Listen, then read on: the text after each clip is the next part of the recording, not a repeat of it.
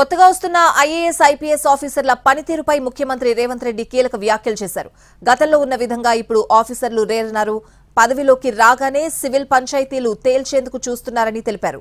ఇది మంచి పద్ధతి కాదన్నారు రేవంత్. మనం చూస్తా వస్తున్నాము, ఎంతోమంది బ్యూరోక్రాట్స్, సివిల్ సర్వెంట్స్ వాళ్ళ లైఫ్లో అన్ని సాక్రిఫైస్ చేసి కుటుంబాల యొక్క యోగక్షేమాలు కూడా వదిలేసి దేశానికి సేవలు అందించారు. కాబట్టి దేశం ఇంత బలపడ్డది, ఆర్థికంగా నిలదొక్కున్నది. ఇది జస్ట్ లైక్ దట్ ఇవన్నీ జరిగినవి కాదు. కానీ వాళ్ళు వస్తున్న వాళ్ళు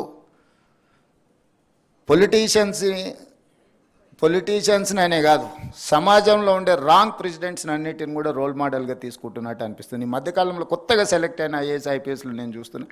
ట్రైనింగ్లోనే ఉన్నప్పుడు పోలీస్ స్టేషన్లకి వెళ్ళి డ్రెస్ వేసుకొని కూర్చొని సివిల్ పంచాయతీలు తెంచడానికి ప్రయత్నం చేస్తున్నారు, which is unfortunate. I'm sorry to say. నేను ఎందుకు ఈ వేదిక మీద పంచుకుంటున్నా అంటే కొద్ది మందిలో అయినా ఇది మార్పు రావాలి. ఆదర్శంగా ఉన్న వాళ్ళ గురించి చర్చ జరగాలి.